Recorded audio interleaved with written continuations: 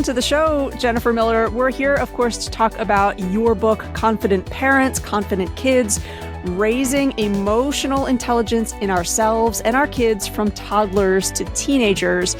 And something that I really appreciated is right from the get-go, in the very introduction of your book, you take the time to clarify what confidence is not. And one of the misconceptions addressed in that introduction is that confidence is not, quote, the loudest person in the room. Jennifer, can you say more about why it's important for us to address the question about what confidence is not? Yes, I think it is really important in figuring out what confidence is to define what it's not, because there are so many misconceptions about what it is. And I think we exist in a very celebrity-driven culture. Social media is filled with images and voices of people that we recognize, whether they're in Hollywood or YouTube fame, whatever. But we have this celebrity culture that promotes the loudest person in the room. And the truth is, the confidence that I write about that is really important in thinking about who we are as parents, who we are as educators, and how we can support our children becoming confident in who they are, is much more about learning about who they are, expressing who they are, and being confident in their identity, and also in how they're coming to understand other people, in their skills of empathy and social awareness, perspective taking. So they may not be the loudest person in the room. And in fact, typically confident people do a whole lot of empathetic listening. So if we're growing confident children, we want them to learn deeply about who they are and how they express themselves and how they learn about others. And you really only learn about others by deeply listening. I love that. And, this show tries to advocate for listening skills all the time. We almost feel like they've been, they've sort of been given a disservice, I think, as you were saying, in the era that we're in, where, yes, it can be, folks can be put on a pedestal too much for just loudness or, overproductivity. It's sort of like that age-old quality versus quantity thing. So I really love that your book invites people to think about redefining confidence for themselves, and thinking about what confidence actually feels like. Because I know, even for myself personally, if I'm in that emotional stage where I feel like I need to be loud and I really take the time to reflect, it's probably not confidence that I am feeling as an emotion, right? There's a proving energy that is happening when you're trying to be heard, right? You're trying to be the loudest person in the room. You're trying to be the voice over others. I have to prove to you that I'm right, that I'm correct, that I'm the one to be listened to. Whereas I think if we have a strong sense of agency, we can rest in that. We can speak when it's meaningful, when it's purposeful, but we can also listen and appreciate and be open to learning from others. Yeah. And you have me thinking about Celeste Headley does a lot of research in terms of, what does it mean to actually be a high quality listener? And she talks a lot about how debate almost never changes anyone's mind in the first place. So I think to be a confident leader, to be working on your listening skills really makes sense. So I really appreciate that. Your book talks about the reality that emotions are contagious and that families actually can use that to their advantage. Can you share more about the practical advice that you offer to parents and caretakers about shifting the energy in the house? Something that I think all families need to maybe think about that as a superpower to embrace, perhaps? I love this question, and I think we are keenly aware as parents or caregivers that we can infect the household, or our children can infect the household with anxiety, with fear, with anger, with hurt, right? The challenging or threat emotions are ones that we really feel that sense of contagion that can take over a family and can really take down a day, right? If you start off the morning in chaos, it can really impact everyone in the family for the entire day. So there is that sense I think we all have. We know that emotion is contagious, but being intentional about using that to our advantage as parents, I think, is not as typical. So the way that we can utilize it, it is in many ways. How do we talk intentionally about gratitude and what we're grateful for, so that gratitude is a feeling and an experience that is a daily part of our family life? How do we experience the feelings of empathy so that we are seeking to understand each other's feelings and thoughts? We're working on it because empathy is a skill that takes some work and practice. So what is on her face right now? Can we figure out what's going on? Because that's a complex face. So I'm guessing there's a lot of emotions involved. So there's another emotion that we can promote the contagion of. I just put out an article about sibling kindness. We can cultivate kindness by creating an environment where kindness is spoken of, recognized, practiced. So the idea is, what feelings do we want to engender in our family? And then how can we create moments where we embody that and we pass it on? It's really that simple, but it takes some thought and intentionality to do it.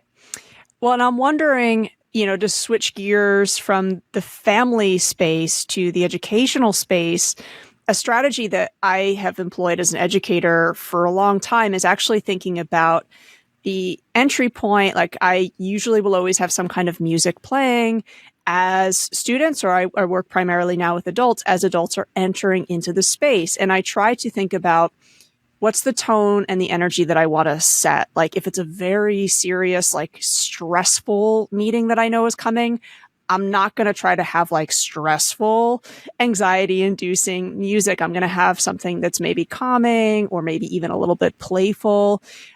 If it has been like a really long week and I know that people are tired, I'll try to go for a little bit of, music that's kind of like upbeat and kind of will bring the energy up a little bit. Does that as a strategy kind of like qualify as what you're talking about? Like, is music almost a shortcut maybe to think about, emotional contagion? It is absolutely a shortcut. And I love that you brought that up. Music is the language of the heart. It is a universal language. We all feel it. And interestingly, it can shift our emotions instantly. And it literally, when you walk into a room with music, the air waves change. So we feel it in our bodies. We feel it in our souls, right? It's a whole body experience. So music is a wonderful strategy. And I would expand that to all of the arts. It changes and brings us into, it can bring us into a new feeling space. And that can be chaotic, but it also can be calm and peaceful. It can bring about happiness and joy. So being intentional about the art, the music, does set a tone in a classroom and in a home or family environment. I'm wondering if you have tips or words of advice for listeners who, if we're taking this on board, okay, our emotions are contagious. If I'm in that state of worry or anxiety, I don't want to be passing that on. But, Jennifer, as you're speaking, I'm realizing there are times that I'm not necessarily aware of. I'm feeling anxiety. Maybe I was doing too much doom scrolling in the morning, or my coffee was just a little bit too strong. Are there any tips that you have in terms of helping parents, caretakers, educators take stock and be aware? Because I think there's a self-awareness piece that almost kind of has to happen before we're thinking about, the emotional spread that might be going on. I agree. And it is so true that often when we are starting to spiral into more stress or an anxious feeling, we are not always aware. We're human, right? And we're moving quickly. Our lives are busy.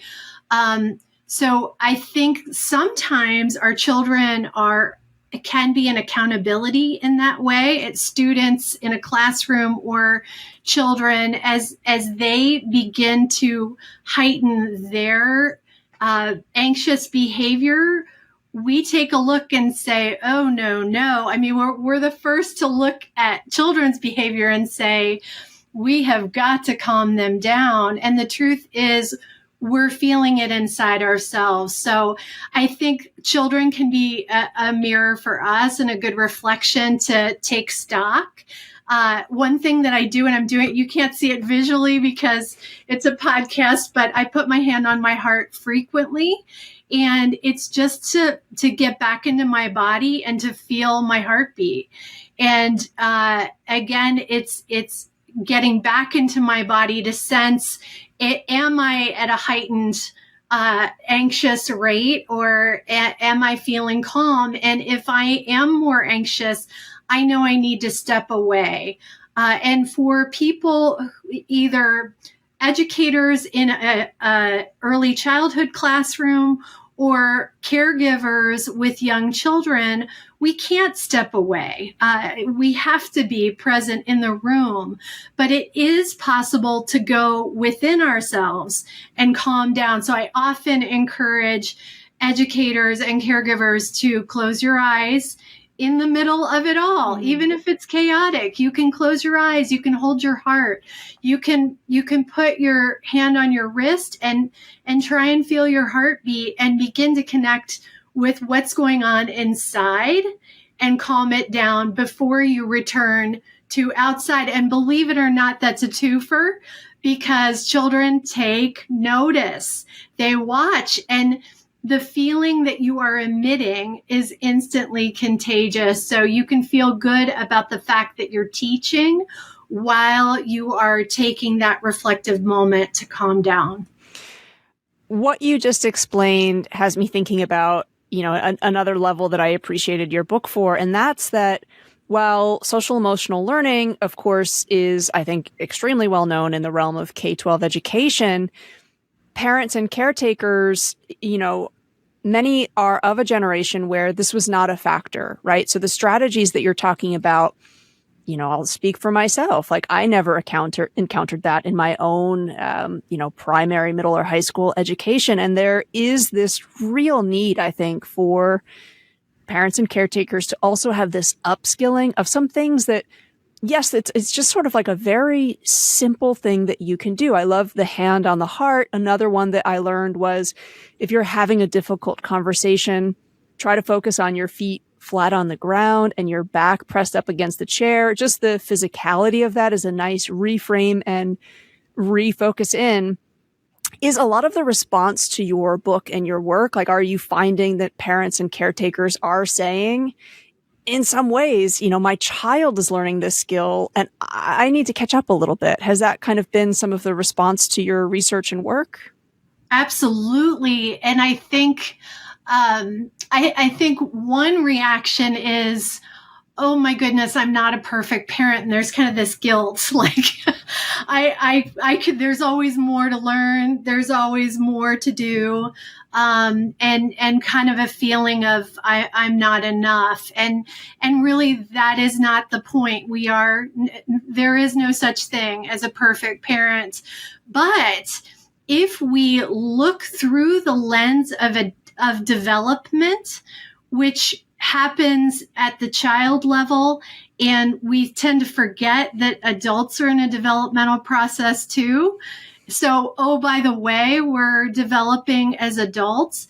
If we look through the lens of social and emotional development, we are learning these skills for a lifetime. We are always working on redefining our identity, whether it's the identity of being in my 30s or being in my 50s now, right? So we are always redefining who we are and how we understand and relate to others, and then how we make responsible decisions considering all those things. There's some of the hardest skills in the world in our lifetime.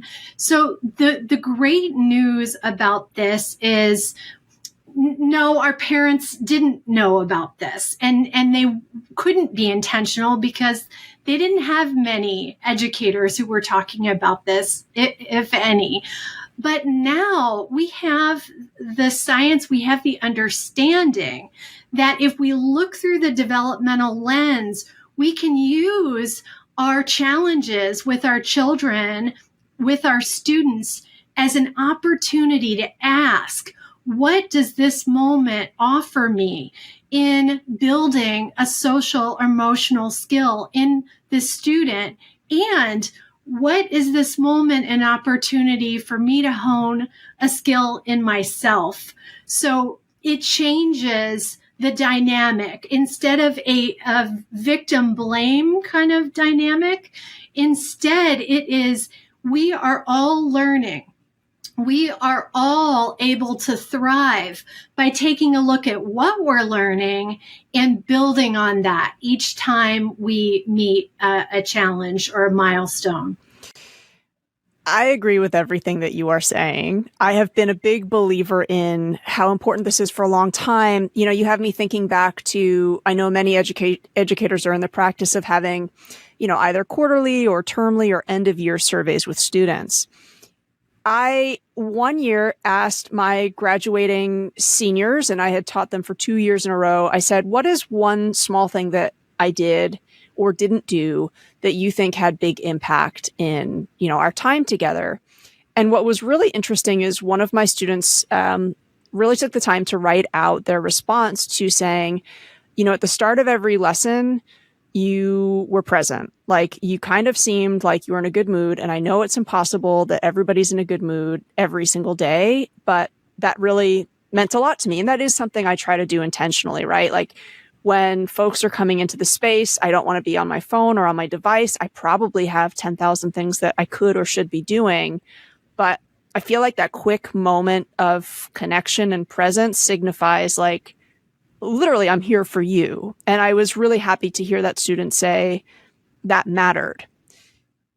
However, I have on occasion had, you know, a parent sort of mention, you know, the social emotional intelligence stuff, emotional literacy. I feel like it's taking away from academics. And, you know, of course, there's so much research out there that says the exact opposite, demonstrates how these things are interwoven, you know, like we need psychological safety in order to learn. But nonetheless, there are still skeptics. There were skeptics a decade ago, and I think there will continue to be skeptics. I'm really happy that a book like yours exists because I think it's an incredibly accessible book, right? So it's one I would be recommending to that parent caretaker audience. And I'm wondering if you have some additional advice for educators who will inevitably be confronted by I'd call them like the emotional intelligence skeptic. And they, you know, use language like, I just want to get back to the academics. What do you think is maybe kind of a compelling approach to helping support that person in understanding why this does matter and why this is, in fact, I would say, still focusing on academics? It is a reasonable challenge. And I have been in this field for 30 years, and I have heard that challenge from teachers just as much as I've heard it from parents. And when you're looking at an academic competency like learning to read, we know that there are 45 minutes of instructional time every day devoted to just the task of learning to read. And we understand that social and emotional skill building and social emotional learning as a classroom climate tool is more complex. The reason is we don't leave our hearts at the school building door. They come right in the door with the students, right? And their brains sit there along with their hearts and their whole beings. And so if we expect them to leave their hearts at the door, they're gonna struggle. So we are educating the emotions. We are educating students' hearts when we're talking about reading, when we're doing a math lesson, when we are doing any academic content. We are educating their hearts as well. And if we're not intentional about it, we're gonna teach them poorly, because we're going to teach them that anxiety should not be shown. It should be suppressed for 6 hours a day. Somehow our young children are supposed to do that. And then if they feel great, powerful passion and joy for a subject, that's supposed to be suppressed too. So there is an education of the emotions that happens in our classrooms, regardless of whether teachers are intentional or not, regardless of whether families are intentional or not. But if we become intentional about simultaneously educating their minds and hearts, then not only are they learning in a deeper way, but they're also preparing for those critical life skills that they will use always. So it is a false choice to say academics versus social emotional learning. But again, it's a reasonable challenge. And we as educators and as parents who believe in and understand how it works have a responsibility to define it and get really clear about how we're integrating it so that parents and educators are comfortable with the fact that it's integrated. Yeah, thank you. Thank you so much for that. I love the idea of it being a false choice to begin with. Your book stresses the importance of normalizing discussions about emotions. So again, that child is talking about this at school, at home, the idea that I can bring up how I'm feeling. That's not place dependent. And you mentioned how important it is, especially for teens, that we also talk, this is kind of like a direct quote from your book, when they are ready. Can you say more about those two pieces of advice, the idea of normalizing conversations about emotions and then conversations with teens in the time that they would like? Yeah, in our busy lives, that can be a real challenge, but I really appreciate that you brought up presence earlier. Presence looks differently at each age and stage. And so in the teenage years, our teenagers, they're in this push me, pull you mode where they need their independence. And sometimes we may be hurt by that. And sometimes we also may feel like we're not as important or influential, yet parents, caregivers, educators are absolutely essential influencers in teens' lives. And research has shown that time and again.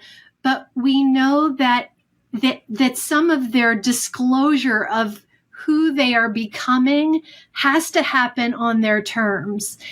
If they're going to develop that sense of identity and agency in a safe environment, if we don't look for opportunities when they're ready to communicate about deeper issues, we will miss that opportunity and they'll go to others. And sometimes that means they go to their peers, and sometimes their peers won't give them the kind of nourishing, safe support that they need. Maybe they will, but it's rolling the dice in some ways. So I think it's interesting that teens are learning to drive at the same time that they are facing all these vulnerabilities and really defining who they are going to be as an emerging adult. I think it's a perfect opportunity because you don't have to look at eyeball to eyeball. There is an opening up that happens in the car that doesn't seem to happen other places. So I really look at the car ride as a magical time where teens will open up. Now, educators don't get that opportunity as often, but they do have the opportunity to walk down the hall, to have sidebar conversations. It's in those moments when adults show they're fully present, they're really interested, but not pelting, right, with questions, but they're genuinely interested and they're ready to listen. Their phones are down, their defenses are down, and they're not looking for a gotcha, I'm catching you doing something bad, but they're really curious, genuinely curious about what's going on inside the teen's mind. I want to touch on you mentioning the idea of question pelting, because this is a practice that I see happen a lot. I think, especially with folks who maybe don't get a lot of time with teens, where, they will keep doing that, like question asking, and the teen is letting you know, right? Like their body language is very clear. What they're literally saying or not saying is very clear in that, like, now's not the time that I want to have that conversation. And you're actually making my defenses go up even stronger, right? Like the more forceful you try, the more of a shutdown there might be. And I'm wondering if you might just talk a little bit about, something that I really love about working with teens is that if you are patient and you show that you're respecting their time and their space, if there's a hard or a so-called difficult conversation that needs to happen, if you give them a little grace, again, they'll come back, you can continue the conversation. But, what you were saying earlier about social media, and I think a false sense of urgency that we have, must fix it in this moment. Life doesn't work that way. And I think when we grant one another patience, it's a currency. Do you want to say more to folks who maybe have made that mistake? They're hearing us talk about the pelting or the peppering of questions, and they're thinking, my gosh, I do that all the time. What is a different communication strategy that you might offer them to try out next time? Well, I want to underscore your phrase, patience is a currency. Wow. And I will say, when I ask parents what they need most, patience is at the top of the list. So if we think about it from a social emotional perspective, self-management skills are the ones that we need most when we are working with teens. Again, because they need to be vulnerable on their time frame. And yet we who love our teens, who care about their success and have deep feelings about our passions for their success, tend to want to pelt them with questions because we're deeply interested, right? So it comes from a very honest place. But I think we have to remember their vulnerability and remember that we're going to scare them away we are not going to get to the key information that we're looking for. So I constantly remind myself, and it is a record that plays in my head. He is a teenager or she is a teenager. They are going through a lot. Step back, stand stand back. You're so fortunate to be a part of this show that is an amazing, unique time of life. The other thing that I remind myself is that it is so brief. I have a sophomore in high school. It is going like lightning fast. So I don't have that many windows of opportunity. So that's not to put the pressure on, but it's to say, because this is precious and sacred, I need to use every skill I have to be patient, to step back, to get quiet, to be present, again, to put my device away and pay attention while I can, so that they're ready to bring the issues that are plaguing their heart when they feel safe enough to do it. That piece about how quickly that time goes, I think is really critical, and I think it's just great life advice. I think sometimes to step back and ask, like, what is it that we want to focus on right now, given the understanding that time is quick. And I think the other piece that I have found when working with teenagers is once you almost feel like you've stepped into that zone where you're trying to win, you've already lost. But I really appreciate your book because I think, when you're an educator, you do want to work in partnership with parents, caretakers, and students. It's really important. But I have always found when I have my teacher hat on, there's kind of a boundary and it can be difficult for me to try to veer into offering parenting advice. And that's where I feel like schools that have book displays for parents and caretakers, there's real power in that because for a lot of adult learners, I think it's sort of like, if I have chosen to take this advice on, I'm going to get much further than somebody has said, hey, you know what you need to know, but almost, the book has kind of put it in that space. If you've got a parent caretaker lounge on your campus, have some copies in there. And for schools who are hearing our conversation and they're thinking confident parents, confident kids, great book for a parent caretaker book group. Is there a question that you're hoping that specific audience, if they're going to meet and parents are going to be talking about the book over coffee, is there kind of a big umbrella question that you would hope they would make sure to discuss in their book group? Yes, I love that question. And so my big question for parents and educators is, how are we coming to understand the students whose lives we want to impact together? How are we coming to understand their social and emotional development at their particular ages and stages, and ways in which we can promote that social and emotional development? Because teachers do not typically get trained in educating for social and emotional development, unfortunately, and that's starting to change, but teachers are not prepared typically as educators, but also as humans. None of us get training in how to do this business, right? It is the stuff of life. So we are both learning. How can we learn together to support the same student? And how can we begin to share language and share strategies and share challenges?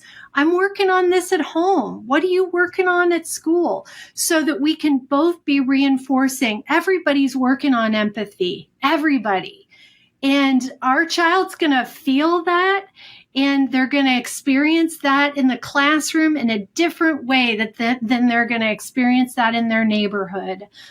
So I think that's the question. And I think if teachers experience the fact that parents have a lot of knowledge to provide around social emotional development, and obviously teachers have a lot of knowledge they can provide around that area, then there's a shared agenda for learning. Oh, I love that. Shared agenda for learning. Jennifer, thank you so much for coming on the show, talking about your book. I know that folks will be wondering, okay, if we would like to have Jennifer Miller come and chat with our community, maybe as a follow-up to reading the book in community, what is the best way for them to reach out and potentially learn further with you? Yeah, so check out my site, confidentparentsconfidentkids.org. There are tons of free resources, tools on it, and all my contact information is there. I do book clubs with schools and districts.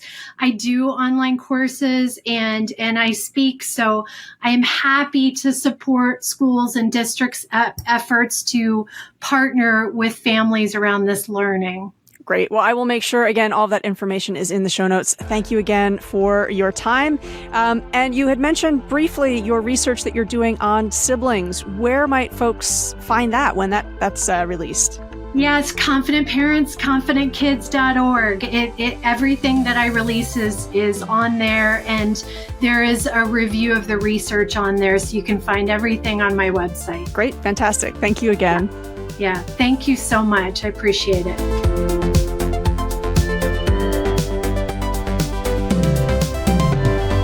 We are thrilled to have this mini-series on SEL sponsored by our good friends at Mackin. Now more than ever, we're all aware of the challenges our students face and the need to create an environment where empathy, resilience, and understanding are paramount. Mackin understands this and has curated an incredible selection of SEL books that allow students to find age-appropriate titles that speak to them personally. Whether it's about making friends, coping with stress, finding confidence, or fostering understanding, these books can help break down barriers and facilitate conversations that might not have been possible otherwise. From bullying to determination, from anxiety to mindfulness, Mackin's selections cover a wide spectrum of sensitive topics. Organized by interest level from pre-K to grade 12, there's something for every educator and every student. We all know how important it is to connect with students and create a safe space for them. Mackin's SEL titles are more than just books. They're tools for building relationships, responsible decision-making, self-management, and so much more. So educators, if you're looking for ways to enrich your students' lives and help them navigate these challenging times, head over to mackin.com, create a free account, and explore their vast curated list of genres, including SEL titles, and let's work together to strengthen our schools and communities. For more than 40 years, Mackin has taken great pride in providing an unmatched level of service to all their customers, ensuring that educators and students have access to the tools they need to teach, learn, and grow. Thanks to Mackin for supporting educators and students all over the world.